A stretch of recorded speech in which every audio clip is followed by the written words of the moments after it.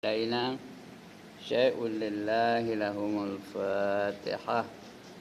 أعوذ بالله من الشيطان الرجيم. بسم الله الرحمن الرحيم.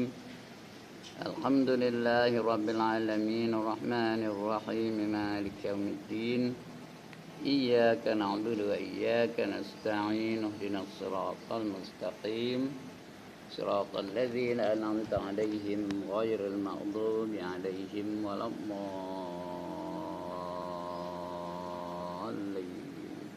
آمين. الحمد لله نحمده ونستعينه ونتوب إليه ونستغفره ونعوذ بالله من شرور أنفسنا ومن سيئات أعمالنا. من يهده الله فلا مضل له ومن يضلل فلا هادي له. رب اشرح لي صدري ويسر لي أمري واحلل عقدة من لساني يفقه قولي. سبحانك لا علم لنا إلا ما علمتنا إنك أنت العليم الحكيم. ولا حول ولا قوة إلا بالله العلي العظيم. أما بعد. Alhamdulillah, setinggi-tinggi kesyukuran panjatkan kehadirat Allah Subhanahu Wa Taala kerana pagi ini Allah masih kekalkan kita dalam keadaan bernyawa. Allah masih kekalkan nikmat-nikmat yang telah dianugerahkannya kepada kita.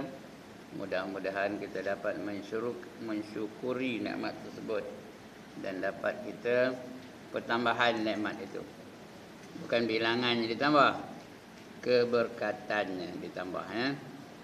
Mudah-mudahan kita dapat keberkatan dari nikmat-nikmat yang Allah anugerah kepada kita. Bermakna nikmat-nikmat itu menjadi sumber pahala bagi kita. Allah bagi mata, kita gunakan mata itu untuk mendapat pahala di sisi Allah Subhanahu Wa Taala. Allah bagi lidah, kita gunakan lidah itu untuk mendapat pahala. Allah bagi telinga, kita gunakan telinga itu untuk mendapat pahala. Itu juga Allah bagi kaki, kita gunakan kaki itu untuk pergi ke tempat-tempat yang diredai oleh Allah Taala. Itu tanda ditambah. Itu makna ayat la in syakartum la azidannakum. Kalau kamu bersyukur dengan nikmat aku, aku akan tambahkan lagi kepada kamu. Bukan tambah bilangan. Kalau belum tambah bilangan, tak muat badan kita pun. Syukur dengan mata, ditambah mata. Ada 2 jadi 4, 4 jadi 8, 8 jadi 16, 16 jadi 32. Sudahnya tak muat mata kita ni. Apa ni badan kita ni? Penuh dengan mata aja. Cuba mata, syukur dengan telinga, tambah lagi 2 jadi 4, 4 jadi 8, 8 jadi 16, 16 jadi 32. Oh dah. Telinga saja pada badan kita. Bukan bilangan itu ditambah, keberkatannya. Nanti kita akan dapat keberkatan mata, keberkatan telinga, keberkatan kaki, keberkatan tangan, keberkatan apa saja, lidah dan sebagainya. Dengan itu dapat kita hidup menjadi hamba-hamba Allah yang sebenarnya. Sehingga Allah iktiraf kita sebagai hambanya. Bila Allah iktiraf kita, itu tanda kita nak dapat ganjaran dari Allah Subhanahu Wa Taala. Fadkhuli fi ibadi, kata Allah. Masuklah kamu ke dalam golongan hamba-hambaku. Wadkhuli jannati, kata Allah. Masuklah kamu ke dalam syurga aku, kata Allah ya. Inilah mudah-mudahan kita sentiasa peka, sentiasa teringat, sentiasa mengambil perhatian bahawa kita ni hamba Allah dan kita hendaklah hidup seperti hamba sampai kita padam. Baik, pagi ni kita nak baca muka surat berapa? 129, alright. 129. Tambihun. Ya, kalau wakaf tambih. Tambih, kalau tak wakaf tambihun. Apa artinya? Makan bihun. Peringatan, peringatan. Sesungguhnya telah menakal. Menakal itu artinya memetik, mencungkil oleh Qurtubi. Qurtubi ini seorang perawi hadis. Di dalam tafsirnya akan istifaqlah segala ulama. Ittifaqlah artinya bersetuju. Ittifaq itu bersetuju belaka ya. Ittifaqlah segala ulama atas mengatakan haram memutuskan keluarganya dan wajib menghubungkan dia. Bermakna ulama sudah sepakat mengatakan haram hukumnya memutuskan silaturahim. Tak kira lah dengan keluarga, dengan orang lain, dengan siapa-siapa, dengan orang beriman ke, haram hukumnya memutuskan silaturahim. Siapa hendak pendek umur, bergaduh saja kerjanya, InsyaAllah akan pendek umur. Siapa hendak panjang umur, hubungilah silaturahim sesama kita, sesama orang beriman. Sebab Allah suruh, Allah perintah dalam Quran, innamal mu'minuna ikhwah. Sesungguhnya orang-orang yang beriman itu berkasih sayang antara satu sama lain. Ya. Qanah malaikat maut bersembang dengan Nabi Isa AS. Tengah bersembang tu, lalu satu orang. Kata malaikat maut, orang tu 3 hari je lagi umurnya, aku cabutlah nyawanya. Iya ke? Kata Nabi Isa. Kata dia malaikat maut. Lepas tu tak adalah apa-apa berlaku. Selang beberapa bulan kemudian datang balik malaikat maut. Bersembang balik dengan Nabi Isa AS. Tengah bersembang, lalu orang tu, orang yang dikatakan akan dicabut nyawa 3 hari lagi aja tu. Orang tu, padahal sedang berapa bulan dah berlaku.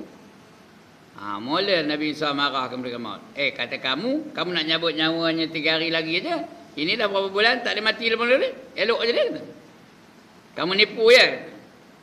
Kata malaikat maut, aku mana reti nipu, aku malaikat. Malaikat ni mana reti nak nipu. Tahu? La ya'sunallaha ma amarahum.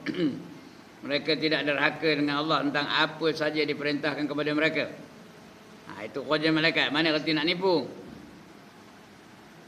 Atau ngapa dia hidup lagi sampai kena hari ni? Jawab dia malaikat maut, dia semasa kamu balik tu, dalam masa 3 hari itu, dia menyambung silaturahim. Mana silaturahim yang dah putus, disambungnya balik. Kawan-kawan dia masa muda-muda tu, dia telefon balik, SMS balik. Umpamanya lah zaman itu tak ada lah SMS. Lalu Allah panjangkan umurnya 30 tahun lagi. Patut 3 hari aja Allah panjangkan umurnya 30 tahun lagi. Jadi kalau perempuan tak panjang umur, sambunglah silaturahim. Mana yang dah putus, kontak balik kawan-kawan lama-lama di sekolah-sekolah dulu. Ya. Hubungilah dia, telefon dia, insya-Allah akan panjang umur. Ya. Siapa nak pendek umur, bergaduh aja. Dengan jiran bergaduh, dengan suami bergaduh, dengan apa? Dengan kawan-kawan bergaduh. InsyaAllah pendeklah umur tu. Pasal apa? Bila dia bergaduh je, darah naik. Darah naik. Itu sebab orang bergaduh tu merah padam mukanya. Kenapa merah padam mukanya? Pasal apa merah padam mukanya? Pasal api sudah naik ke muka. Maknanya apa? Setan tu dah naik ke muka. Setan dia asal dari apa? Asal dari api. Itu yang merah muka tu. Ya. Setan dah sampai ke mukanya tu. Itu yang kadang-kadang hidungnya kempang-kemping tengah marah tu. Dengan eloknya di video kan dia tengah marah tu. Lepas tu tunjuk balik daripada, kamu tengok muka kamu tengah kamu marah ni. Elok ke tak? Lepas tu tak ada marah lagi. Itu sebab dia pendek umurnya.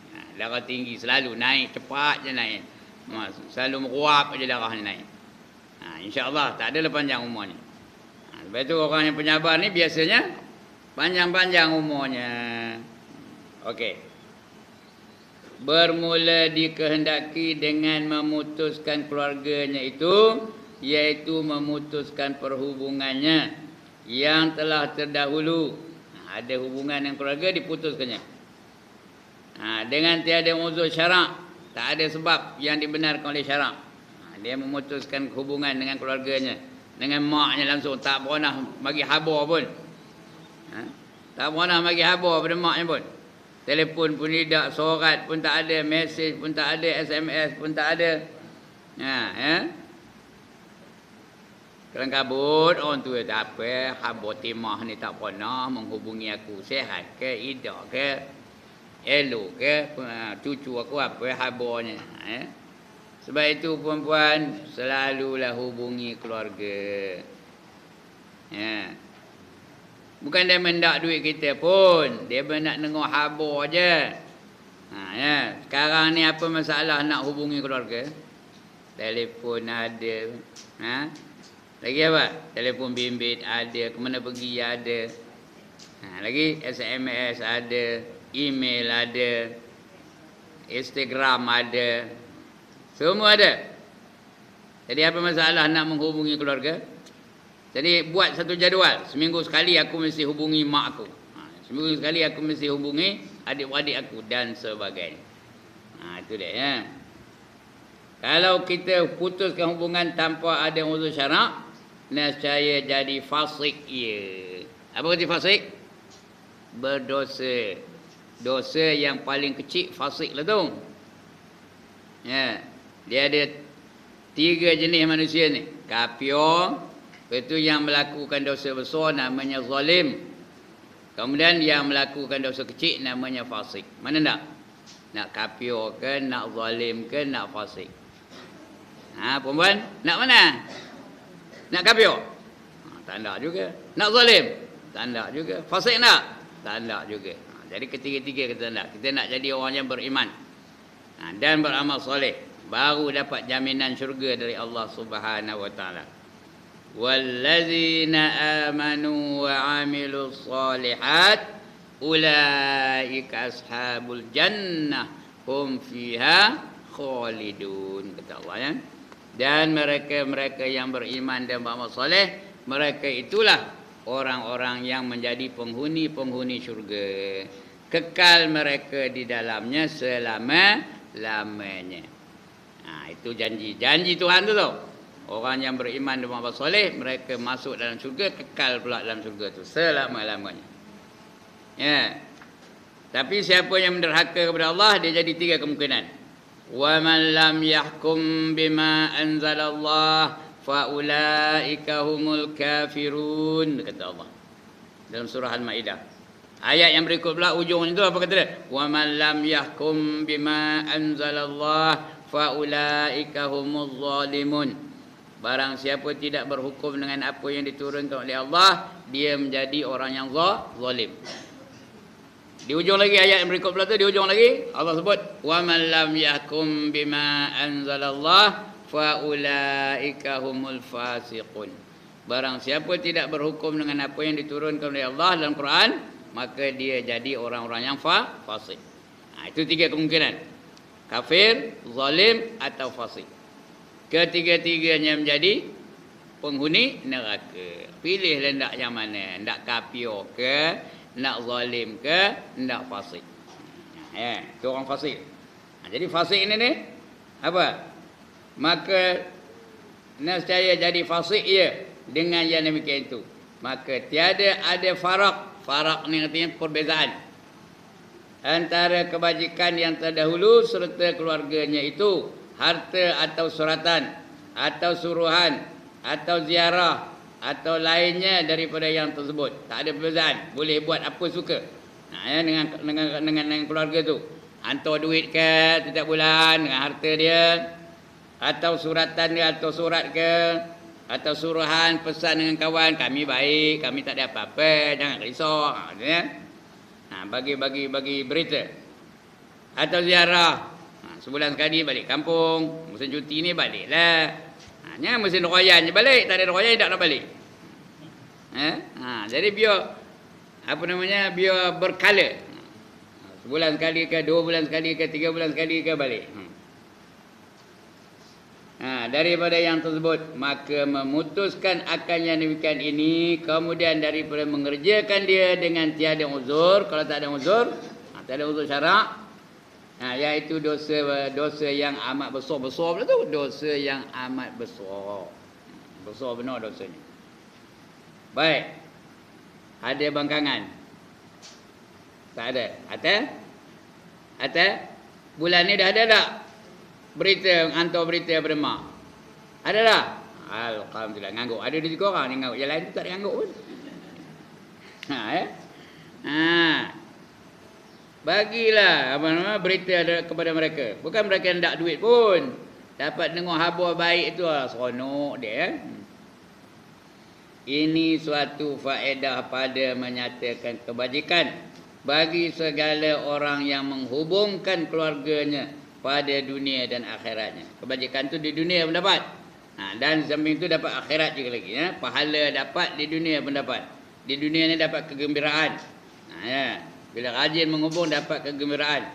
Dan dia ada apa-apa benda diingatkan kita aja. Dan telah mengeluarkan oleh Bukhari dan Muslim. Kalau hadis dari Bukhari dan Muslim ini adalah hadis garanti hadis sahih. Kalau Bukhari dan Muslim hadis itu hadis sahih. Hadis sahih ni hadis yang tidak diragu-ragukan lagi kebenarannya. Itu namanya hadis sahih. Daripada Abu Hurairah. Siapa tahu nama Abu Hurairah? Nama sebenarnya apa? Abdurrahman bin Sakhar. Abdurrahman bin Sakhar. Tapi kalau orang sebut Abdurrahman bin Sakhar, payah nak ingat. Siapa orangnya? Entahlah teman, tak tahu ni. Tapi kalau sebut Abu Hurairah semua tahu. Perawi hadis yang sangat masyhur. Sebenarnya gelaran Abu Hurairah daripada Nabi. Nabi menggelarkan dia Abu Hurairah. Artinya bapak kucing. Dia tak boleh nengok kucing. Asal nengok kucing dia kejarnya. Ditangkapnya, diciumnya, dia bagi makan, dia bawa balik kadang tu. Kalau tengok kucing tu tak ada tuan, dia bawa dia balik. Kerana sayang benar dia akan kucing. Nabi tengok dia, senyum je Nabi tengok dia, sayang benar akan kucing. Lepas itu dia berkata, aku gelarkan kamu Abu Hurairah lah, bapak kucing. Sampai kenari. Nama bapak kucing itu terkenal kepada kita. Tapi kalau sebut Abdurrahman bin Sakhar, entah siapa orangnya, tak tahu ya. Lain kali kalau ada orang apa, Abdurrahman bin Sakhar, tahu lah dia. Dari Abu Hurairah radhiyallahu anhu. Mudah-mudahan Allah redha dengan dia. Telah bersabda Nabi sallallahu alaihi wasallam. Nabi telah bersabda, barang siapa ada percaya ia dengan Allah dan hari yang kemudian, maka hendaklah menghubungkan ia akan keluarganya. Dan barang siapa ada percaya dengan Allah dan hari yang kemudian, maka hendaklah ia berkata dengan perkataan yang kebajikan atau diam ia. Barang siapa yang percaya dengan Allah dan hari kemudian, hendaklah dia menghubungkan silaturahim. Mana ada kawan-kawan yang dah lama tinggal tu, yang dah tak ada khabar tu, kita hubungi balik kalau dapat dihubungilah. Sama ada alamat, kita tahu alamat lama-lamanya. Kita tahu nombor telefonnya lama-lama, telefonlah. Bukannya mahal benar telefon kenari telefon balik atau mesej. Tak nak telefon, mesej pun boleh. Kita tahu nombor handphone dia, mesej lah. Dan begitu juga barang siapa beriman dengan Allah dan hari kemudian, hendaklah dia bercakap dengan cakap yang benar. Falyaqul khairan, bercakap dia yang baik-baik, yang memberi manfaat. Menasihat orang ke, cerita tentang kematian ke, cerita tentang alam mahsyar ke, cerita tentang syurga ke, cerita tentang neraka ke. Itu yang baik-baik. Jangan ngumpat, jangan berdusta, jangan ngadu domba, jangan hasad dengki. Bercakap yo baik-baik. Atau kalau tak nak cakap, tak ada benda baik nak cakap, apa buat? Diam, itu lebih baik. Daripada banyak bercakap, mana tu? Banyak bercakap ke diam? Diam lebih baik. Kalau banyak cakap, ingat dah dulu, saya dah khabar, banyak cakap, banyak salah. Banyak salah, banyak dosa. Banyak dosa, masuk neraka. Sekali lagi. Dah lupa dah mana, dah lama dah tak ngaji Banyak cakap, banyak salah. Banyak salah, banyak dosa. Dosa tak betul? Dosa. Banyak dosa, masuk neraka. Ini hadis tau. Cuma hadis tak ada bunyi tu. Man kasura kalamihi kasura saqtuhu. Siapa banyak cakapnya, maka banyaklah kesalahannya. Wa man kasura saqtuhu wa man kasura saqtuhu faqad kasurat zunubu. Barang siapa banyak dosanya, Maka mana banyak kesalahannya, maka banyaklah dosanya. Ya, man kasurat dzunubuhu fannaru aula bih. Siapa yang banyak dosa, maka neraka lah yang layak baginya. Jadi di simplifykan sikit, dimudahkan sikit supaya senang ingat. Banyak cakap, banyak salah. Banyak salah, banyak dosa. Banyak dosa, masuk neraka. Ya. Masuk neraka, kena seksa. Itu saya nambah tu, bukan dalam hadis pun ya. Masuk neraka, kena seksa. Kena seksa selama-lamanya menderita. Sambung lagi apa nak lagi? Ya. Jadi lebih baik apa? Lebih baik diam, jangan bercakap. Ya, kalau tak ada apa benda yang baik-baik nak bercakap. Kerana lidah ni, puan-puan boleh tengok dalam kitab namanya Bimbingan Mukminin. Ya. Kalau tak ada bimbingan mukminin, tengok Ihya Ulumuddin, itu lagi besar. Ada 20 perkara. Ya, 20 perkara yang boleh orang tu masuk neraka dengan sebab lidah. 20 perkara. Di antaranya apa? Mengumpat, berdusta. Lagi mencarut, lagi mengadu domba, lagi menghina, lagi apa lagi? Bertengkar-tengkar. Lagi memuji pun tak boleh tau. Jangan harus puji ustaz.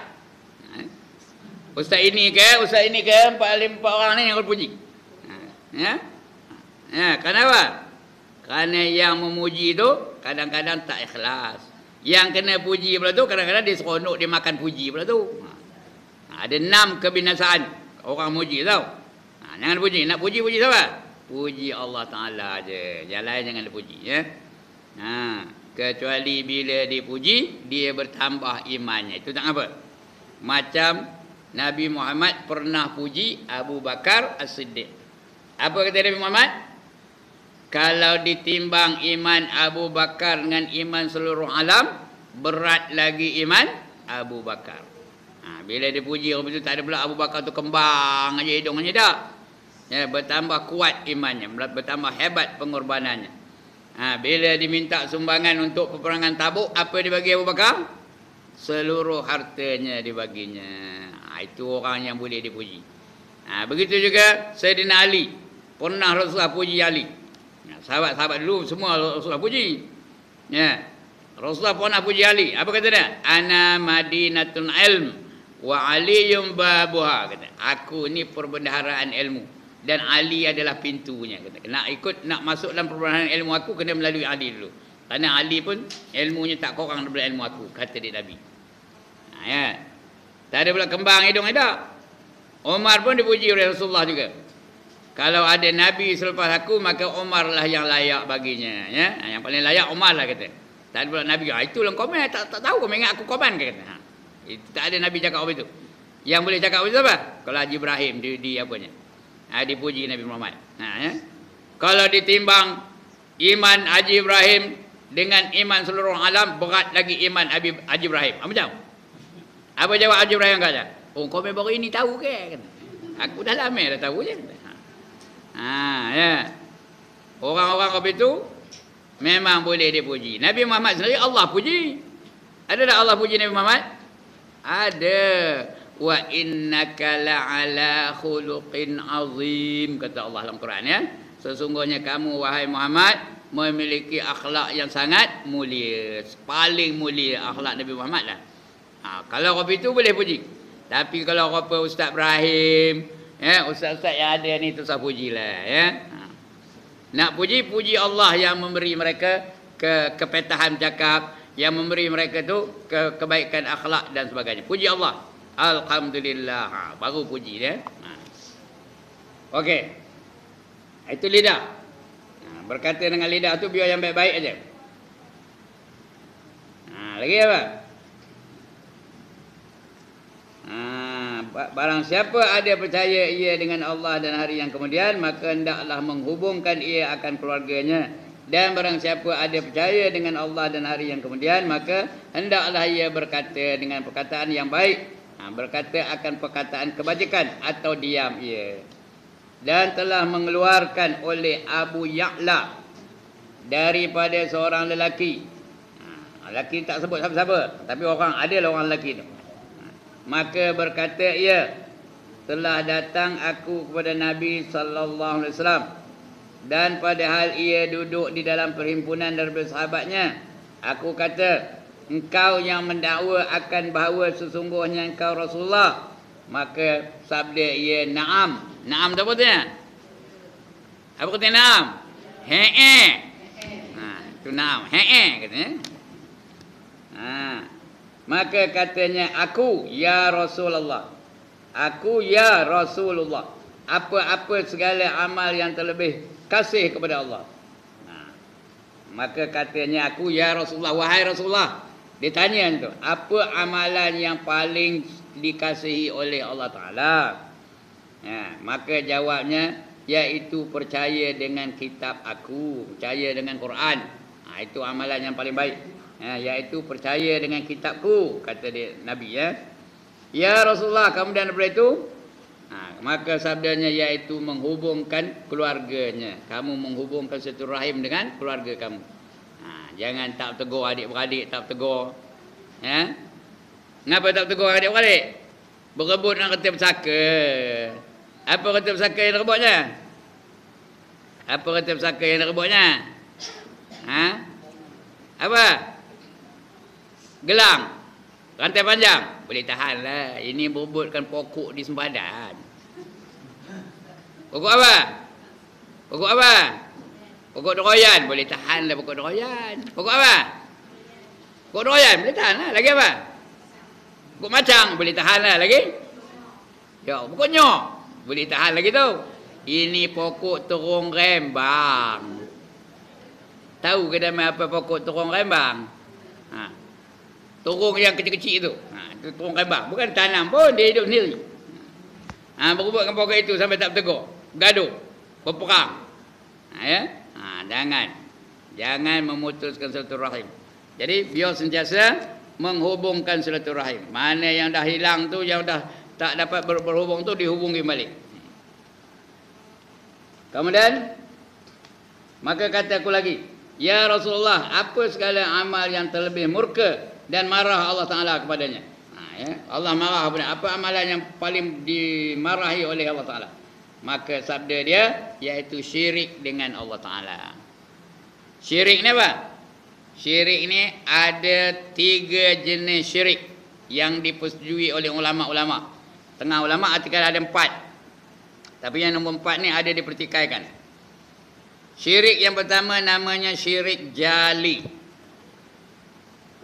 Syirik yang nyata, syirik yang terang.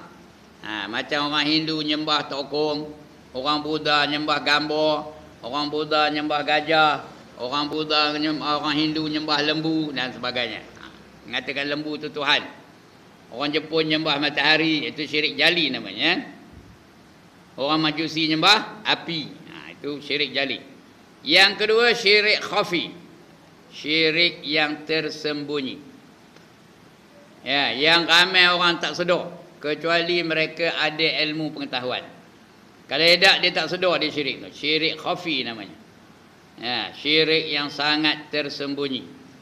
Tak nampak, tak sedar, tak reti. Iaitu menyamakan hukum Allah dengan hukum manusia. Itu syirik. Menyamakan sifat Allah dengan sifat manusia. Menyamakan sistem Allah dengan sistem manusia. Itu syirik khafi namanya. Yang biasanya apa? Yang biasanya sifat Allah. Allah bukan tak ia menyembuhkan penyakit, kata dia. Tapi tok pawang berain dari kampung tu handai juga nyembuh penyakit, kata dia. Macam? Syirik lah tu. Itu namanya syirik khafi. Kenal ke tok pawang berain? Berbelang-belang jawabah, tak kenal? Jorin kebiahnya. Dia pun boleh juga nyembuhkan penyakit, kata dia. Sampai apa kata? Mujur ada tok pawang berain. Kalau tidak mampu anak aku, kata. Syirik lah tu. Syirik tu dosa yang tidak diampun oleh Allah Ta'ala. Yang lain semua Allah ampunkan. Syirik tak diampunkan oleh Allah Ta'ala. Kerana siapa yang syirik dia telah terlalu jauh dengan Allah. Wa man yusyrik billah faqad dhalla dhalalan ba'ida. Barang siapa mensyirikkan Allah maka dia telah sesat dengan kesesatan yang amat jauh. Itu syirik, syirik khafi namanya. Kedua-duanya kafir belaka. Syirik jali pun kafir, syirik khafi pun kafir. Yang ketiga, syirik kecil. Syirkul asghar. Aku yang ku tahu, yang ku takutkan kamu ni kata Nabi, lebih daripada aku takutkan Dajjal, ialah syirik kecil. Ditanya sahabat kepada Nabi, "Wa ma syirkul asghar ya Rasulullah?"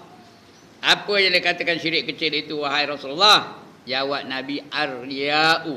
Ar-riya'u. Apa dia? Riya'. Riya' tu rupanya syirik tu syirik kecil, tapi tidak kafir. Walaupun dia bukan kafir, dia adalah berdosa besar. Ndak ke tanda. Syirik ni berdosa besar, bukan kafir ya. Berdosa besar. Masuk neraka dulu. Ya. Itu sebab dalam kitab, kalau baca kitab Hidayatul Salikin, syirik apa namanya, bukan riya' ni dia bubuh last sekali. Di antara sifat mazmumah yang terakhir kali ialah riya'. Ya. Dia tapisan yang terakhir baru dikesan riya' tu. Ya. Yang pertama kerana dunia, yang kedua kerana hasad dengki, yang ketiga kerana ujub dan sebagainya. Last sekali sampai tingkat yang ketujuh. Dicek tu, rupanya dia ada riya'. Maka hempukkan balik amalan kamu kepada orang yang mengerjakannya, kerana dia adalah riya'. Ya, kerana dia riya'. Apa kata riya'? Membuat atau meninggalkan suatu ibadah bukan kerana Allah. Itu riya' tu.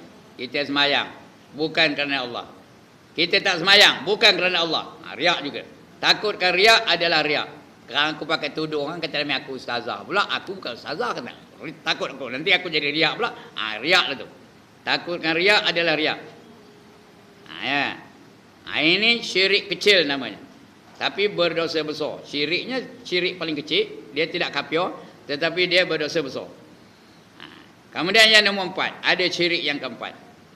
Yang ini dipertikaikan oleh setengah-setengah ulama. Iaitu syirik apa?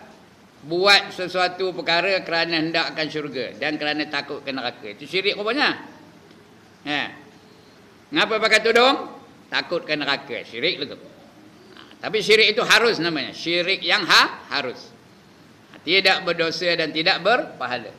Tapi apa namanya, mutu ibadahnya sangatlah rendah. Rendah mutunya. Tadika aja. Kalau ada ceklat baru nak buat kerja. Tak ada ceklat tak nak buat kerja. Itu tadika punya apa. Gitulah. Ada syurga baru dia nak buat, dia nak beribadat. Takutkan neraka baru. Bila tengok cikgu mak rotan, budak tu baik diam. Macam itulah. Ya, orang pun ada tak apa tu? Dengar syurga, dia nak buat kerana nak syurga. Ya.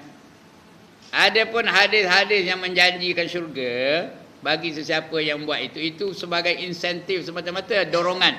Bukan kerananya. Dia bukan matlamat, dia adalah alat saja. Sebagai dorongan semata-mata. Bukannya kerananya, bukan kerana syurga, bukan kerana neraka dah. Itu syirik yang harus namanya. Yang ini dipertikaikan oleh setengah ulama. Mana ada syirik harus? Syirik semua berdosa belaka. Kata setengah ulama. Yang mana nak percaya ikutlah. Itu 4 jenis syirik. Ya, mana tak? Yang mana tak? Mana-mana pun tak ada. Yang nombor 4 tu mutunya rendah. Standard ibadahnya tu rendah. Kerana hendak akan syurga, kerana takut akan neraka. Ya. Jadi itulah syirik itu yang dimurkai oleh Allah Ta'ala. Kalau nak masuk syurga, jangan sekali-kali kita mensyirikkan Allah Ta'ala. Ya. Faman kana yarju liqa'a rabbih. Sambung. Falyamal amalan salihah. Lagi. Wala yusyrik bi'ibadati rabbih ahada. Kata Allah dalam Quran. Dalam suratul Kahfi ujung sekali. Ya, faman kana yarju liqa'a rabbih, barang siapa berharap nak berjumpa dengan Tuhannya, falyamal amalan salihah, hendaklah dia beramal dengan amal yang soleh. Wala yusyrik, dan tidak mensyirikkan Allah bi'ibadati rabbih ahada.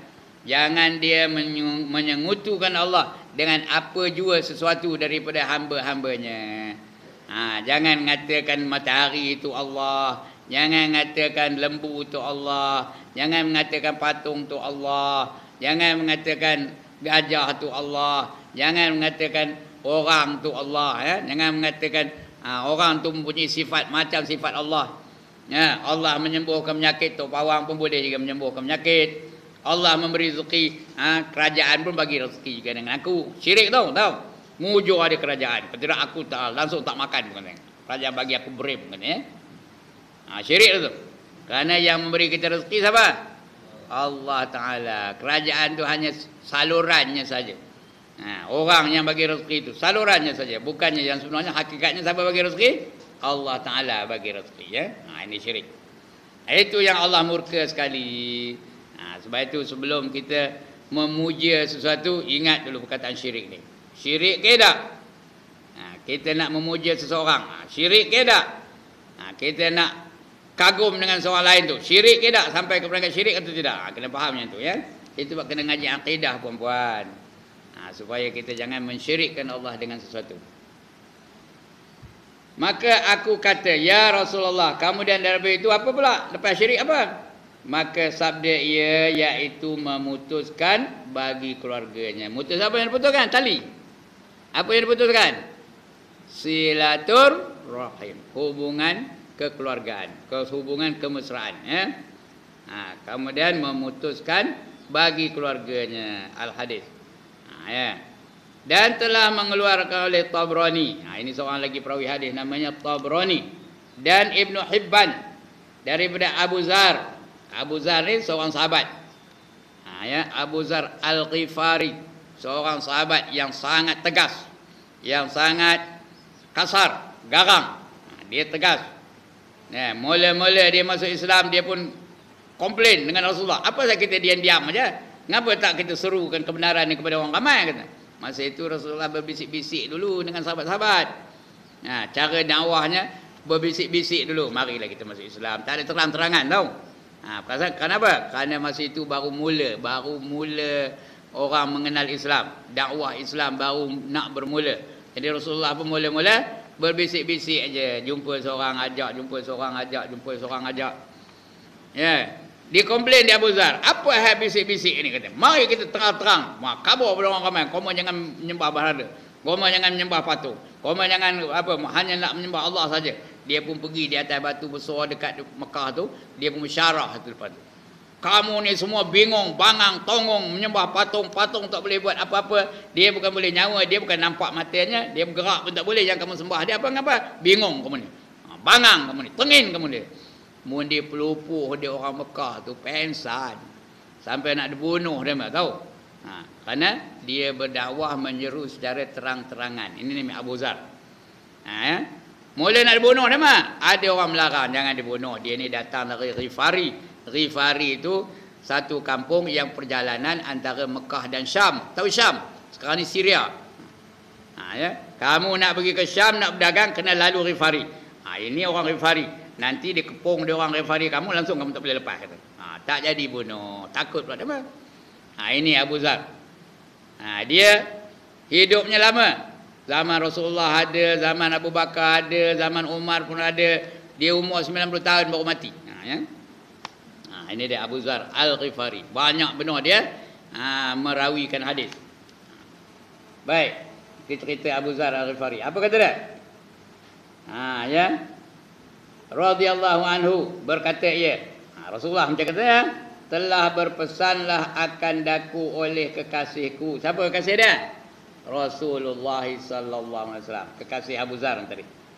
Yaitu Rasulullah sallallahu alaihi wasallam dengan beberapa perkara daripada kebaikan. Ada beberapa perkara yang menjadi kebaikan. Ya. Ada berapa nanti? Ini ada 6. 6 kebaikan. Kita ambil baca yang kena 6 ni.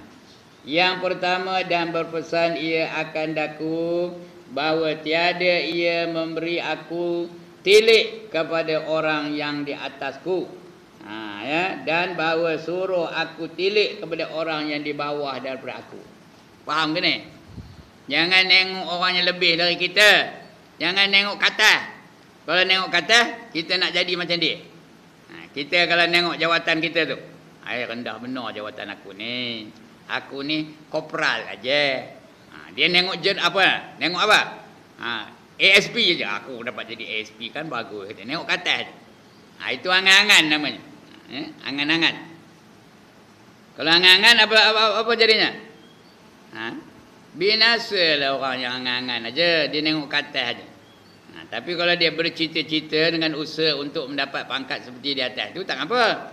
Itu namanya ghabtah, bukan iri hati. Itu bukan dengki je, ghabtah, iri hati.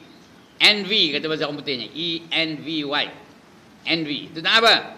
Kalau semua orang ada semangat itu, cepat Islam ni maju. Pasal apa dia banyak hafalan, aku nak ngapel macam dia juga. Mengapa dia kaya, aku nak kaya macam dia juga. Aku nak menjaga macam dia juga. Itu tak apa. Tak ada salah dalam Islam. Tapi yang salah apa? Nengok kata hasad dengki pula tu. Dia nengok mentokar orang je. Dia nak beli tak lalu. Udah hasad dengki. Cucuk entah yang mentokar orang tu. Dia ambil duit siling digarisnya. Ambil padan muka tu. Itu hasad dengki. Memang dilarang dia. Itu yang pertama. Jangan nengok kata. Tengok apa? Tengok ke bawah.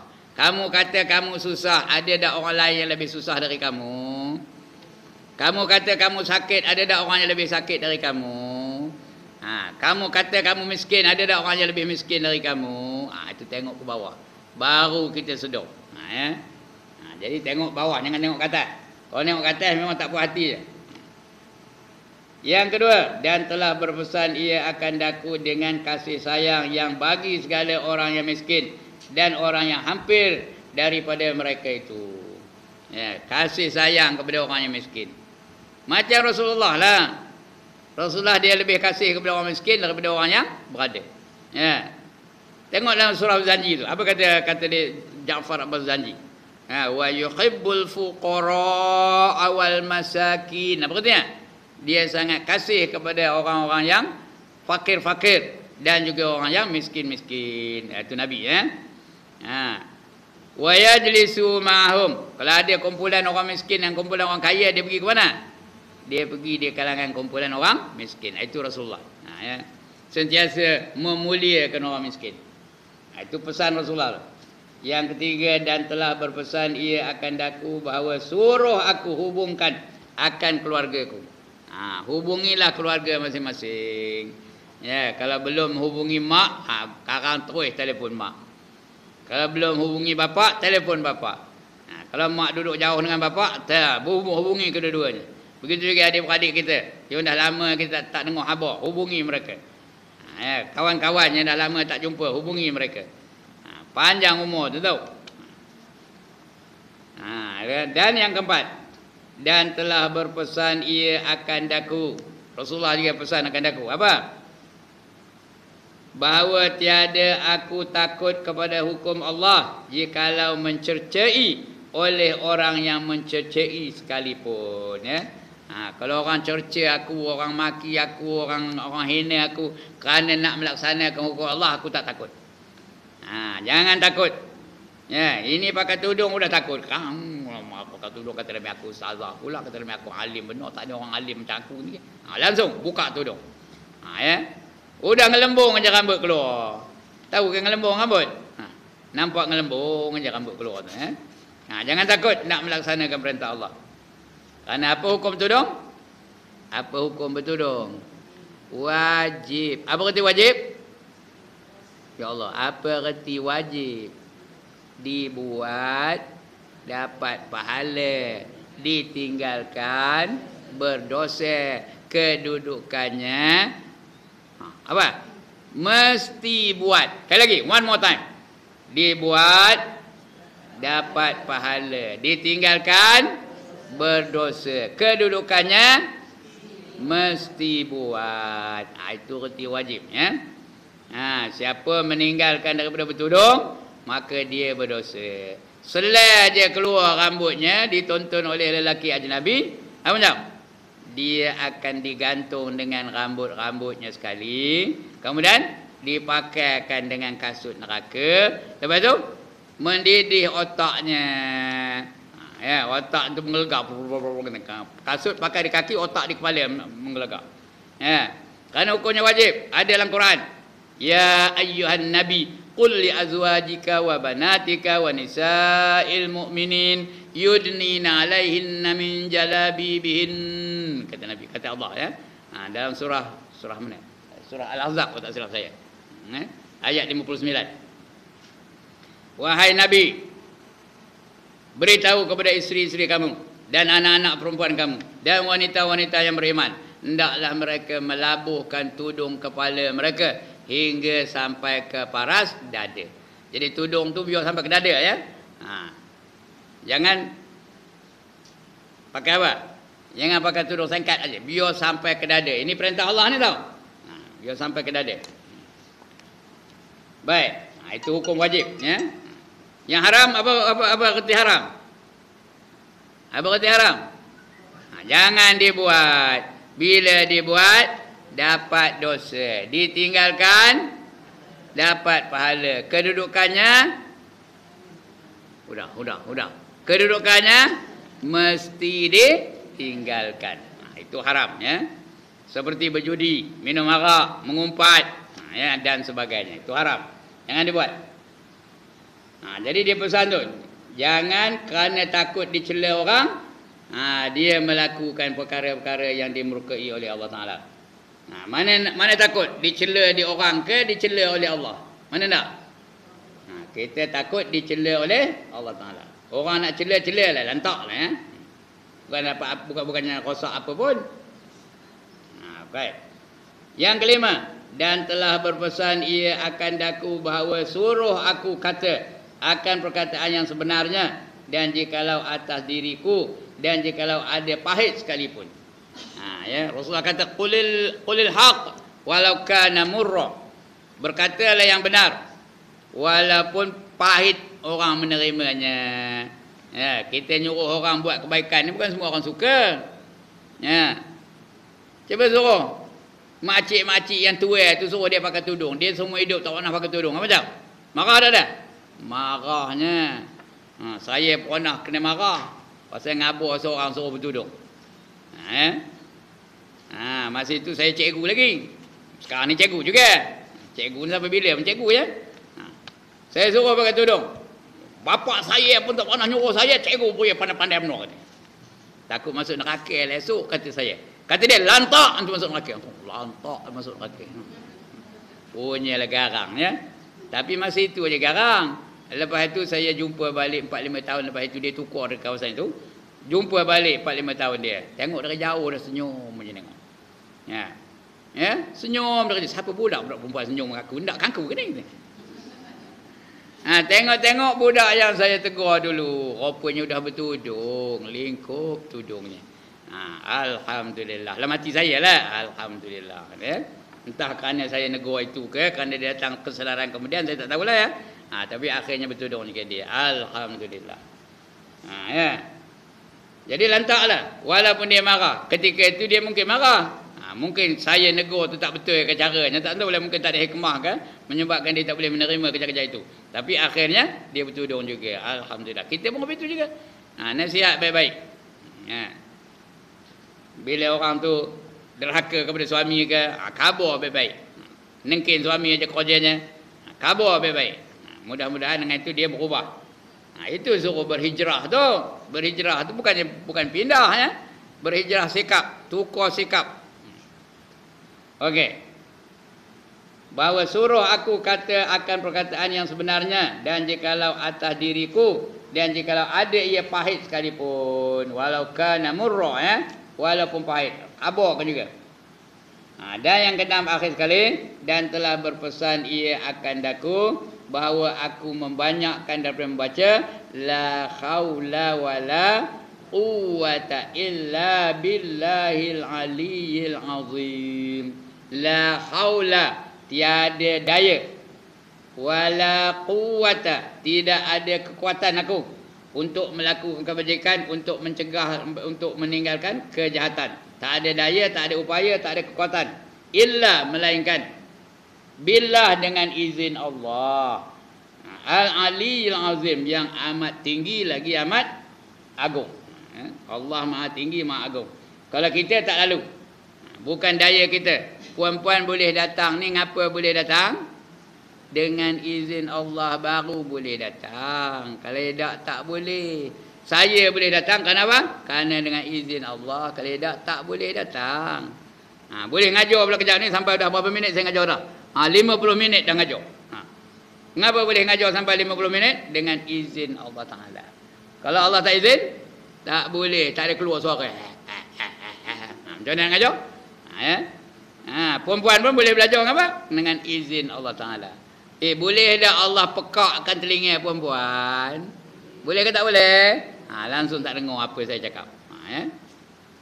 Jadi kerana dengan izin Allah Ta'ala baru boleh apa saja kebaikan. Dan begitu juga mencegah daripada kemungkaran. Dengan izin Allah. Boleh.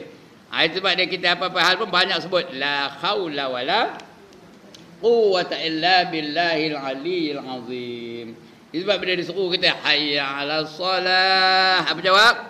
La khawla wa la quwwata illa billahil aliyyil azim. Kerana bukan semua orang boleh semayang. Dia panggil, mari kita semayang. Semua orang maunya kan? Ada tak yang buat nahin aja? Ada. Buat nahin, buat tak kerti aja dia. Tahu kan nahin? Apa nahin? Buat tak tahu McDonald aja. Begitu juga bila sebut hayya 'alal falah. Apa jawab? La haula wala quwwata illa billahil aliyyil azim. Tidak ada daya aku dan tidak ada kekuatan bagiku melainkan dengan izin Allah Taala. Kalau Tuhan tak izinkan ada jihad. Cutilah, budak sekolah cutilah, balik kampung lah. Tak ada dapat ngaji. Macam bulan sudah tak boleh datang apa? Allah tak izinkan. Ada pula kawat kan berkenaan keluar. Saya tak tahu ya, ada kawat. Sudah tak dapat. Tak dapat mengadakan apa. Nak minggu depan tu saya pula ada hal pula tempat lain. Jadi hakikatnya tidak ada keizinan dari Allah Taala. Dan sebagainya. Itu dia ya. Maka bahawa sesungguhnya ia perbendaharaan. Apa arti perbendaharaan? Treasury. Apa artinya? Tempat menyimpan khazanah. Itu artinya perbendaharaan. Tempat menyimpan harta. Kita ada tak perbendaharaan? Ada. Besok di syurga esok dikeluarkan apa saja yang telah kita simpan. Apa dia? Taqwa. Sifat yang kita simpan itu sifat taqwa. Itu perbendaharaan. Apa saja kebaikan, pahala-pahala yang kita dapat itu semua disimpan dalam perbendaharaan, dalam treasury. Esok dia kira keluar je daripada beberapa perbendaharaan syurga. Semua dia disimpan dalam perbendaharaan syurga. Sudah masuk syurga esok, dikeluarkan segala yang telah kita simpan. Takwa kita tu keluar, ya. Semayang kita tu keluar balik, baca Quran kita tu keluar balik, semua pahala-pahala tu keluar balik dari perbendaharaan syurga. Dan telah mengeluarkan oleh dua orang syekh. Apa tu? Habis dah tu. Kita pergi kepada satu lagi. Baik, pengajaran yang keberapa? Udah lupa. Yang ke 7 33. Senang aja kalau nak lekas habis khabar pengajaran yang ke-50 lekas habisnya. Ya.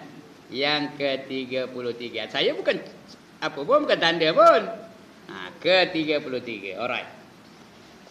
Berkata Rasulullah sallallahu alaihi wasallam, barang siapa memudah-mudahkan akan sembahyang dan menghina-hina akan dia, nescaya disiksa akan dia oleh Allah Ta'ala dengan 15 siksa. 6 di dalam dunia dan 3 ketika matinya dan 3 di dalam kuburnya dan 3 ketika bertemu dengan Tuhannya. Ingat nombor ni 6, 3, 3, 3. Sekali lagi, berapa nombornya? 6, 3, 3, 3. Ini bukan nombor ekor ni. Nombor siksa yang akan didatangi oleh Allah bagi mereka-mereka yang merendah-rendah, merengan-rengankan, mengabai-abaikan sembahyang. 6 di dunia, 3 ketika nak mati, 3 dalam kubur, 3 lagi di akhirat. Ya. Jadi 6, 3, 3, 3. Ya. Dengan 15 semuanya. 6 campur 3 berapa? 9. 9 campur 3 berapa? 12. 12 campur 3 berapa? 15. Ada ke belajar matematik kemarin? 15 seksa. Maka berkata sahabat, hai Rasulullah. Patutnya hai Rasulullah, bukan Rasulullah ya, Rasulullah. Ya Rasulullah, bukan Rasulullah ya, ya Rasulullah. Maka apa seksa yang mengenai akan dia di dalam dunia? Maka sabdanya, iaitu 6 seksa di dunia. Yang pertama, mengangkat oleh Allah daripada umurnya. Umurnya itu tak ada berkat. Mengangkat Allah Ta'ala. Allah apakan umur dia tu? Umur dia tak ada berkat.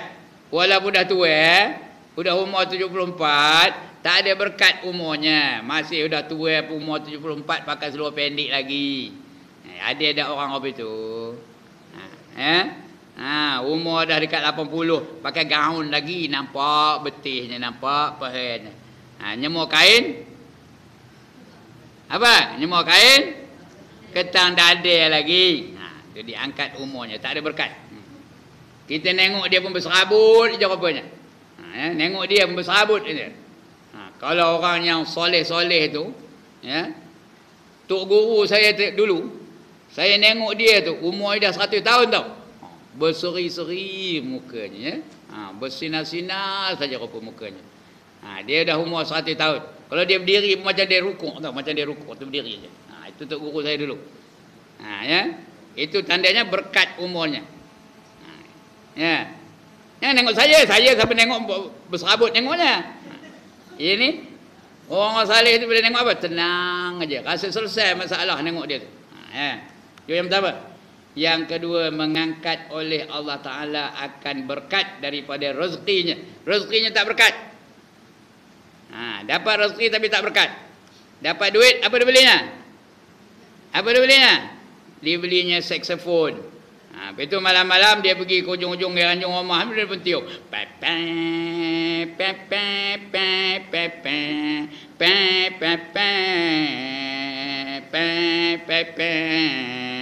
Tak pernah dengar kan? Tak pernah dengar ya? Nonggin Tengku Zaleha dengarnya. Ya? Tak berkat. Rezeki yang tak berkat. Kemudian apa lagi dia belinya? Dia belinya piano. Itu malam-malam dia punya main piano. Teng tong teng tong teng tong teng. Pukul 3 pagi teng tong teng tong teng tong teng. Atau dia belinya gitar. Teng teng teng teng teng teng. Gitar tua dimain oleh orang tua. Teng teng teng teng teng. Ya. Tak ada berkat umurnya. Ya. Rezekinya tak berkat. Ya, yang ketiga, mengangkat oleh Allah Ta'ala daripadanya akan tanda segala orang yang soleh. Tak dapat dia tanda orang soleh tu. Macam apa tok guru saya dulu tak ada. Orang tengok dia berserabut. Ya. Macam mana dia? Udah tua, umur dah 74, pakai seluar jin lagi, rambut berekor pula tu, umur 74 rambut berekor. Ada orang soleh kan? Itu sikat tersentuh aja belakang tu. Ya. Tahu tersentuh? Sikat tu panjang sikat tu. Betul pergi tengah orang ramai ambil sikat tu. Cong. Rambut tak ada pula tu botak kepala. Ya. Ada ke orang nak hormat orang begitu? Ya. Orang berserabut tengok dia. Itu tak ada berkat lagi. Yang keempat, tiada bahagian baginya daripada Islam. Ya. Ada tak bahagian untuk orang Islam kalau dia beriman, beramal soleh? Ada bahagian dia tak? Ada. Bila hari Jumaat tu imam doa akan bagi dia, Allahumma ghfir lil mu'minina wal mu'minat wal muslimina wal muslimat. Dia dapat bahagian tak? Kalau dia tak semayang tak dapat. Kalau dia semayang dapat. Tidak ada bahagian baginya daripada Islam. Ya, yang kelima, daripada tiap-tiap amal yang dibuat ia akan dia daripada segala amal kebajikan, tiada diberi pahala atasnya. Tak dapat pahala. Tambah orang Melayu, kenuri sesaja. Tapi tak semayang. Orang Melayu ni gemar benda kenuri. Bila mati orang, pun ada 3 hari, itu ada 7 hari, itu ada 10 hari, ada 40 hari, ada nurun batu, kenuri saja. Tapi kalau dia tak semayang, tak dapat apa-apa pahala. Ya. Ngabihkan beras saja. Ya. Ngabihkan apa? Lauk saja. Tak ada pahala dengan amal kebajikannya. Orang Melayu ni puasa rajin, ya tak? Oh, tengok, letih je orang. Mayang tak? Jadi puasanya ada pahala ke tak? Diterima Tuhan ke tak? Tak diterima oleh Allah Ta'ala. Segala ibadatnya tak diterima oleh Allah Ta'ala. Ya. Nutup aurat dah, tapi kalau tak semayang, tak terima dia Allah. Tak ada pahala penutupan aurat dia tu. Ya, itu yang kelima. Yang keenam, tiada diangkatkan baginya doa kepada langit. Berdoa lah dia sampai keluar air mata doanya, air mata darah sekalipun. Ya Allah, ampunkanlah dosa aku. Berikan aku rezeki yang halal. Berikan aku anak-anak yang soleh. Tak diterima Allah. Kenapa? Doanya tak sampai kepada Allah SWT. Ya, kerana dia tak semayang. Doanya tak terima oleh Allah Ta'ala. Maka berkata sahabat Nabi SAW, hai Rasulullah, maka apa siksa yang mengenai akan dia pada ketika matinya? Itu dalam dunia. 6 siksa dalam dunia tadi ya. Ketika matinya apa siksa dia dapat? Ya. Maka sabdanya, mati ia padahal hina, dan mati ia padahal ia lapar, dan mati ia padahal ia sangat dahaga. Dekat nak mati 3 siksanya. Yang pertama, mati dalam keadaan hina. Mati dalam hina macam mana? Macam mana mati dalam hina? Mati ditandas, hina kan? Mati ditandas hina kan? Bukan, mati ditandas tak ada hina. Kalau dia sebelum masuk tandas dia ikut adab-adab masuk tandas, hina ke tak? Sebelum masuk tandas tu dia baca dulu Allahumma inni a'udzubika minal khubuthi wal khaba'is. Itu dia tutup kepala, itu dia pakai selipar, itu dia masuk tandas kaki mana? Kaki kiri. Kemudian dia ya, tak ada pula bersembang dalam tandas tu. Tak ada pula cerita siapa menang malah Kelantan ke Kedah, lantak dia, tak ada cerita. Tak ada bersembang dalam tandas. Kalau dia mati dalam tandas tu, mati sebagai orang yang taat kepada Allah Ta'ala. Matinya itu amal soleh lah tu. Ini ni katakan hina dalam tanah. Macam mana dia mati hina? Tengah buat maksiat dia mati. Tengah nari dia mati. That's the way I like it. Tu mati malam. Itu hina tu. Tengah berjoget. Dari Melaka ke negeri Pahang, singgah di Johor beli barangan. Dom mati malam. Hina tu.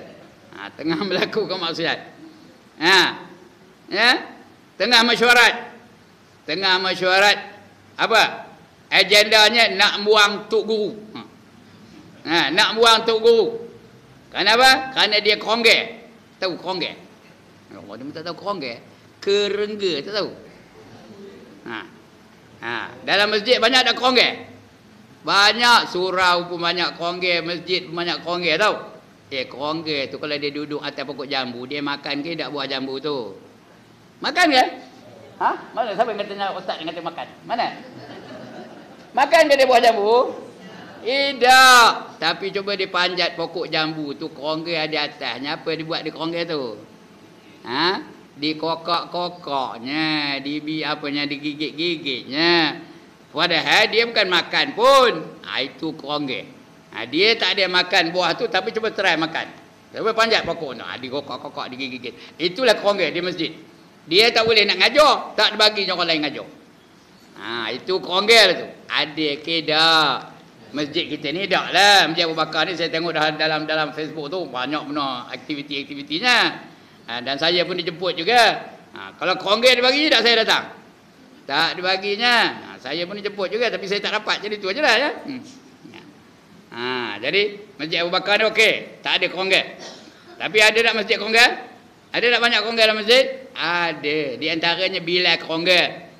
Bilal dia kongge tahu. Dia dah azan, sudah habis azan dia sembahyang laju-laju. Assalamualaikum. Tu tak ada noleh ke kanan terus qamat je. Orang tengah sembahyang belakang. Qamat lagi. Itu bilal apa keluar ustaz? Bilal kongge. Lantak dia. Jadi itu mati dalam hina tu ya. Dia mati dalam keadaan yang hina. dan mati ya. Kalau yang kedua dia mati dalam keadaan lapar. Lapar apa benar? Ya, kalau satu dunia pun dibagi dia makan, dia tak akan rasa, tak ada rasa puas. Tak ada hilang kelaparannya. Yang ketiga dia mati dalam keadaan sangat dahaga. Dahaga apa benar? Kalau 7 lautan pun bagi dia minum, dia tidak akan rasa puas dahaganya. Itu dia. 3 kehinaan ketika nak mati. Sebab itu kalau kita tengok orang nak mati itu dah ayo. Kata kita wajib kita bagi ayo pada dia, tahu? Wajib kita curahkan. Bukan gelas ni buat ayo betul. Sudukan ayo tu dalam daripada kerongkong dia. Wajib pokoknya. Kalau dia tu sungguh-sungguh dahaga ketika nak mati. Itu 3 keadaan dia ketika nak mati. Dan jikalau dijiruskan akan dia dengan air sungai yang di dalam dunia, semua sungai dalam dunia ni, bubuh air ni semua tu dalam mulut dia, tidak akan memuaskan ia akan dahaganya. Tak puas dahaganya. Bubuhlah sungai apa? Sungai Perak, sungai Selangor, sungai Yangtze, sungai Huangzi, sungai apa-apa dalam dunia ni. Sungai Mississippi bubuh itu. Tidak akan hilang dahaganya. Kemudian tanya sahabat lagi, "Hai Rasulullah, apa siksa yang mengenai akan dia di dalam kuburnya?" Udah berapa siksa dah ada ni? Udah berapa siksa dah ada ni? Ya Allah, berapa? 9. Ya. Sekarang nak datang lagi berapa siksa ni? 3 siksa dalam kubur. Maka sabdanya, memanjangkan oleh Allah Ta'ala atasnya akan liang lahatnya. Liang lahat itu panjang benar. Maksudnya apa? Disempitkan kuburnya. Itu disempitkan. Masuk tak muat, masuk tak muat, masuk tak muat. Apa lagi? Korek lagi, tak muat lagi, korek lagi, tak muat lagi, korek lagi, tak muat. Ada orang apa itu? Ada orang apa itu?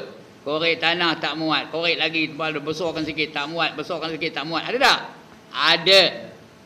Seorang yang bernama Mustafa Kamal Atatürk. Ada pernah dengar nama ni? Ya Allah, dia tak pernah dengar ke? Ya. Siapa tu? Menteri Kewangan. Siapa? Perdana Menteri Turki. Mustafa Kamal Atatürk. Dialah yang menghapuskan azan di Turki. Azan mesti dalam bahasa Turki, kata dia. Kemudian dia melarang perempuan-perempuan menutup aurat. Tak boleh pakai tudung. Di parlimen tak boleh pakai tudung. Di sekolah tak boleh pakai tudung. Di universiti tak boleh pakai tudung. Dan sebagainya. Banyak benar. Dialah menjadikan Turki itu negara sekular. Asalnya Turki itu negara apa? Negara Islam. Pemerintah siapa? Osmaniyah. Daripada keturunan Osmaniyah. Yang mula-mulanya apa? Muhammad Al-Fatih memerintah Turki ketika itu. Dapat mengembalikan Istanbul itu kepada negara Islam, kepada orang Islam. Bila Mustafa Kamal Atatürk menjadi Perdana Menteri, dihapuskannya segala sistem-sistem Islam, ditukar kepada sistem sekular. Kerana dia ni terpengaruh dengan kebudayaan barat. Bila dia mati, udahlah itu sebelum mati dia diseksa. Dia kena penyakit yang orang tak tahu apa sakitnya. Nak kata migrain, macam migrain tapi bukan migrain. Macam-macam penyakitnya. Menjerit-jerit aja dia sampai dibubuh dia dalam satu kapek, biar dia seorang dalam satu mereka. Bertahun-tahun tu, bukan sehari dua tu, bertahun-tahun duduk tak kena, berdiri tak kena, baring tak kena. Apa tu? Akhirnya mati. Bila mati ditanam tak diterima di bumi. Jadi sempit kuburnya. Tanam lagi sempit, korek lagi sempit. Sudahnya letak atas simen, dia apakan simen tu. Sekarang kubur dia begitu dah, atas simen, bukannya dalam tanah. Itu orang-orang yang menentang Islam, yang menyebabkan Islam jatuh di Turki, dia lah.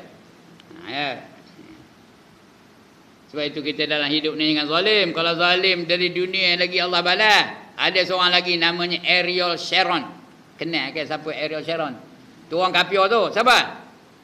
Perdana Menteri Israel. Berapa ribu orang Islam dibunuhnya? Ratus-ratus ribu orang Islam dibunuhnya, tahu?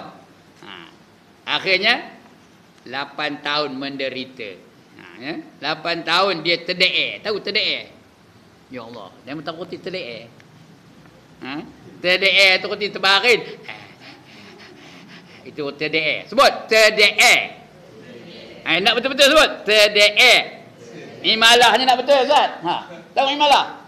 Imalah tu baca sengit tu. Wadduha wal laili iza sajad TDA. Nak baca tu tau. 8 tahun TDA. Makan tak lalu, mata tak lalu celik. Nak makan melalui tiup tu. 8 tahun menderita.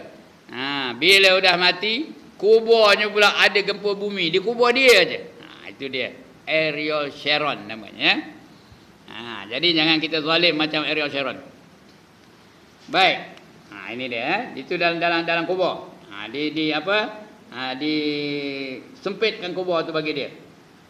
Yang kedua, menenggelam ia atasnya di dalam kuburnya. Dia tenggelam dalam kubur tu. Yang ketiga, mewakil oleh Allah Ta'ala akan seorang malaikat yang mengazab ia akan dia hingga hari kiamat. Ada seorang malaikat tu kerjanya apa? Memelupuh aja dalam kubur tu. Dentum, mengempuk dia dalam kubur tu. Dan mengerasi Allah Ta'ala atasnya di dalam kuburnya akan suara, dia akan satu ular. Satu ular, tahu ular? Ya Allah, ini ular. Ular, ya Allah, demen. Nama ular tu pun apa? Gerun kita dengarnya. Suja'ul Aqra'. Kerak nama ular tu. Suja'ul Aqra'. Iaitu nama ular tu. Tahu berapa panjangnya? Dari kepala ke ekor, sebulan perjalanan. Panjang ular tu. Siapa lalu? Kalau besar botol ni pun lalu ke megang ular besar ni. Besarnya besar tengkuk unta. Besar tengkuk unta besar mana? Besar tiang tu lah. Bukan tu lah. Itu. Besarnya ular tu. Panjangnya dari kepala ke ekor, sebulan perjalanan. Itu dalam kubur tau. Dan mengeras oleh Allah Ta'ala atasnya di dalam kubur itu akan suatu ular yang besar. Bermula namanya Suja'ul Aqra'. Bermula dua matanya daripada api. Matanya daripada api. Dua kukunya daripada besi. Itu dia matuk-matuk menggigit-gigit orang-orang dalam kubur tu sampai hari kiamat. Itu seksa dalam kubur. Tengok ni. Bermula panjang tiap-tiap kuku daripadanya itu perjalanan sehari. Kuku saja sehari jalan. Kalau start pagi ni, pagi esok baru sampai. Itu kukunya je. Besar kan kecil? Panjang kan pendek? Itu dia. Dan sertanya itu beberapa tiang daripada besi. Kuku tu pula ada tiang.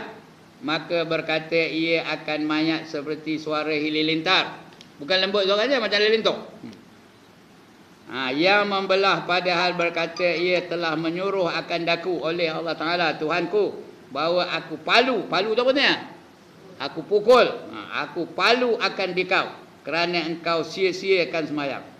Kau sia-siakan sembahyang subuh hingga zuhur, dan aku palu akan dikau kerana engkau sia-siakan akan sembahyang zuhur hingga asar, dan aku palu akan dikau kerana engkau sia-siakan akan sembahyang asar hingga maghrib, dan aku palu akan dikau kerana engkau sia-siakan akan sembahyang maghrib hingga isyak. Dan aku palu akan dikau kerana engkau sia-siakan akan sembahyang isyak hingga subuh. Maka tiap-tiap sekali mempalu ia akan dia masuk ke dalam bumi 70 hasta. Sekali empuk berapa jauh dalam buminya? 70 hasta terbenam ke dalam bumi.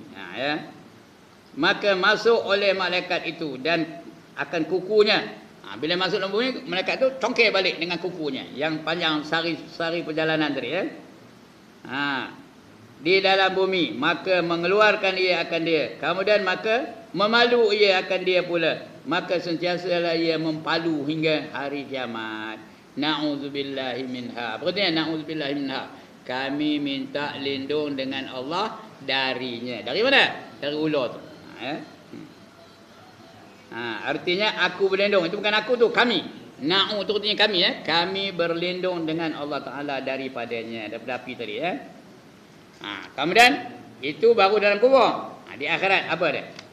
Apa seksanya di akhirat? Dan ada pun seksa yang mengenai akan dia tatkala bertemu dengan Allah Ta'ala Tuhannya, apabila belahlah langit, nescaya datang akan dia seorang malaikat Al-Azab. Nama malaikat apa? Malaikat Al-Azab. Ada juga setengah kitab hubung malaikat namanya Zabaniyah. Malaikat Zabaniyah ataupun malaikat yang tukang azab. Dan pada tangannya itu rantai yang panjang. Panjang rantai itu apa? 70 hasta. Maka menjadikan ia akan dia pada lehernya. Menjadi itu apa? Di belenggu. Ya. Itu sebab kita mengambil uduk ni puan-puan. Tengok sini. Kita mengambil uduk ada sapu apa ni? Sapu leher tau. Ada pun ustaz ngajar tu. Ya, ada Imam Ghazali ngajar suruh kita sapu leher. Tengkuk ni ya, sapu tengkuk tu dengan air. Masa itu kita berdoa, ya Allah lepaskanlah aku daripada belenggu dia di akhirat nanti.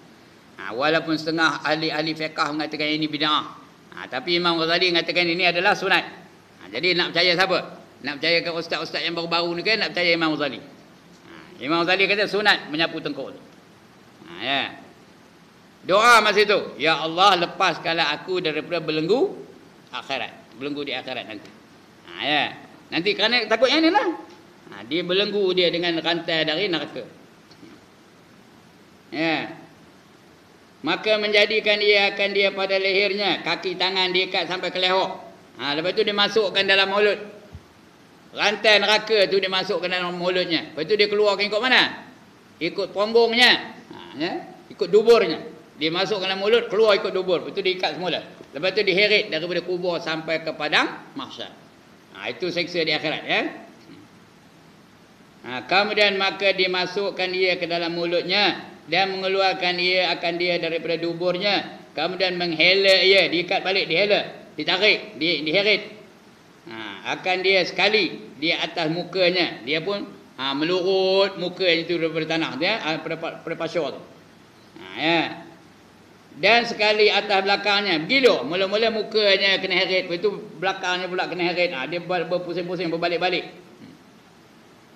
Padahal ia menyeru atasnya dengan katanya, inilah balas orang yang mensia-siakan akan sembahyang fardu yang difardukan Allah Ta'ala. Ya. Kemudian membawa ia akan dia kepada neraka.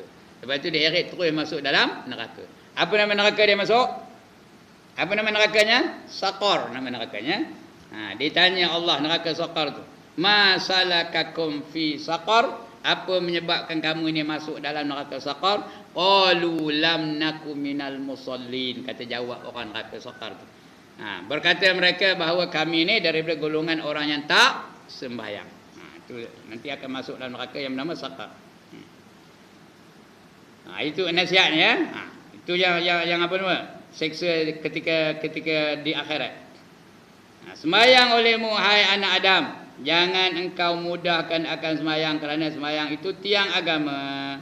Barang siapa meninggalkan ia akan sembahyang, maka senya meruntuhkan ia akan agama. Hingga berkata Rasulullah sallallahu alaihi wasallam, katakan olehmu, Allahumma la tada' fina syaqiyan wala mahruma. Yani hai Tuhanku, jangan engkau tinggalkan kepada kami akan celaka. Jangan kamu tinggalkan akan kami jadi celaka, dan jangan engkau tinggalkan pada kami akan yang ditegahkan. Kemudian berkata ia, bermula celaka yang ditegahkan itu ialah orang yang meninggalkan akan sembahyang. Kerana bahawasanya orang yang meninggal akan sembahyang itu ada 7 perkara apa ni? Tiada baginya pada agama Islam. Orang yang Islam mesti sembahyang, orang yang tak sembahyang yang bukan agama Islam. Dan tiada diterima daripadanya akan tauhidnya. Walau dia bertauhid tapi tak sembahyang, itu maknanya tak terima tauhidnya. Tiada diterima akan imannya, macam tak beriman lah, tak sembahyang. Dia ni tiang agama. As-salatu imaduddin. Semua orang dah hafal hadis ni. Dekat 5 tu ada hafal ya. As-salatu imaduddin. Faman aqamaha faqad aqamaddin wa man tarakaha faqad hadamaddin. Ya, sembahyang itu tiang agama. Siapa telah mendirikan sembahyangnya, maka dia telah mendirikan agamanya. Siapa meninggalkan sembahyangnya, maka dia telah meruntuhkan agama. Orang yang tak sembahyang tu peruntuh agama, musuh agama, musuh Islam, musuh Tuhan. Ya, musuh Islam, musuh Tuhan. Kita ingat musuh Islam ni George Bush. Kita ingat Radovan Karadzic. Kita ingat Ariel Sharon. Rupanya Rasulullah tak sebut pun. Rasulullah sebut musuh Islam siapa? Orang yang tak sembahyang. Siapa tak sembahyang? Kadang-kadang anak-anak kita. Kadang-kadang suami kita. Kadang-kadang bapak kita itu musuh Islam tu. Orang tak sembahyang ya. Ini tidak diterima akan imannya dan tiada diterima akan sedekahnya. Sedekah pun tak terima. Dan tidak diterima akan puasanya. Orang Melayu puasa rajin, sembahyang tak rajin. Dan tiada diterima akan syahadahnya, ngucap dah tak diterima ya. Dan senya dilaknat Allah Taala itu daripadanya. Allah Taala melaknat dia, celaka kamu, celaka kamu, celaka kamu, celaka kamu, kata Allah ya. Semua orang dengar, semua makhluk dengar. Yang tak dengar dua apa dia? Dua makhluk aja apa? Jin dan manusia. Lain semua dengar. Kambing dengar, ayam dengar, itik dengar, belalang dengar, nyamuk dengar, lalat dengar. Yang tak dengar manusia dan jin saja. Baik, sikit lagi. Bermula orang yang meninggalkan sembahyang di dalam hal sihat itu tiada menelek Allah Taala kepadanya dengan tilik rahmat. Itu siksa yang kedua di akhirat ya. Yang pertama tadi dibelenggu. Yang kedua ini dah. Tuhan tak pandang dia dengan pandang rahmat. Sebaliknya dipandang Allah Taala kepada dia dengan pandangan murka. Allah pandang dia dengan pandangan murka ya. Tidak dengan tilik rahmat dan tiada menyuci ia akan dia dan sabit baginya azab. Sabit tu apa? Tetap. Sabit tu tetap dia dengan azab. Yang amat pedih melainkan bahawa taubat ia. Jadi kalau dulu-dulu tak sembahyang apa buat? Taubat. Taubat saja boleh ke? Boleh ke taubat saja? Ganti balik, qada balik ya. Bahawa taubat ia dan tiada halal zakat bagi orang yang meninggalkan sembahyang. Tak dapat pahala bagi orang yang berzakat. Walaupun dia berzakat, dia tak sembahyang, tak ada pahala. Maka jangan engkau berdiri sertanya. Nampak, kalau orang tak sembahyang tu jangan berdiri dengan dia. Jangan angkat gambar dengan dia. Kalau dia tak sembahyang. Jangan selfie dengan dia. Tahu selfie? Ada dia pun tak kerti ke selfie ni. So buat lah. Kalau dia tak sembahyang, jangan beria penuh berpeluk-peluk dengan dia. Dan jangan engkau berdiri sertanya dan jangan engkau duduk sertanya. Maka kerana bahawasanya laknat Allah itu turun ia atasnya. Kita dekat dia, kita dapat sekali laknatnya. Bermula pertama suatu yang hitam pada hari kiamat itu muka orang yang meninggalkan sembahyang. Itu yang ketiga. Diseksa, dihitamkan mukanya kerana dia tak sembahyang. Di akhirat besok ada orang yang hitam, ada orang yang putih muka. Ada tak? Yauma tabyaddu wujuhum wa taswaddu wujuh, kata Allah. Pada hari yang muka mereka putih berseri dan juga hitam legam. Nak yang mana? Nak putih berseri ke hitam legam? Nak putih berseri ya. Orang yang tak sembahyang hitam legam mukanya. Itu sebab perempuan ketika ngambil uduk tu basuh muka, apa doanya? Apa doanya? Ya Allah, putihkanlah muka aku. Ya, macam ku putih. Apa betul kan? Putihkanlah muka aku di hari engkau putihkan muka-muka wali-wali engkau, dan janganlah engkau hitamkan muka aku di hari engkau hitamkan muka-muka musuh-musuh engkau ya. Itu sembahyang. Pentingnya sembahyang. Siapa mengabaikan sembahyang, ini 15 siksa. 6 di dunia, 3 ketika nak mati, 3 dalam kubur, lagi 3 di akhirat. 6, 3. 6, 3, 3, 3. 15 semua seksanya. Okey, sekian dulu. Untuk hari ini dan untuk bulan ini. InsyaAllah kita akan sambung lagi pengajaran yang ke-34. Yang ini pendek benar. Ya. Okey, ada soalan? Silakan.